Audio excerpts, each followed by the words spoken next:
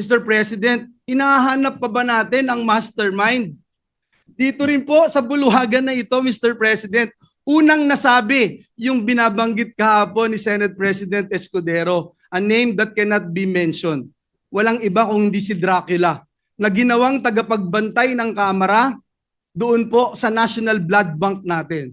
At mismo si Dracula sinasabi hindi naman niya gagawin ito kung walang basbas ng amo niya. Sino ba ang amo niya, Mr. President? Sino ba ang naglagay sa kanya bilang tagapagbantay ng national budget?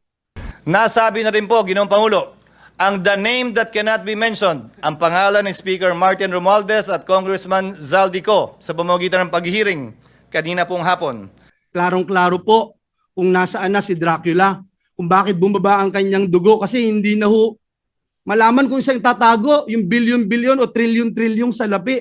Hindi na alam kung saan kaya bumaba po yung dugo. I will never, ever, Mr. President, destroy the name that was given to me by my parents, Mr. President, because it's priceless, Mr. President.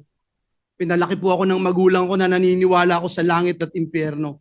Pinalaki po ako ng magulang ko na naniniwala ako that when you die here on earth, you will face your Creator and immediately into judgment.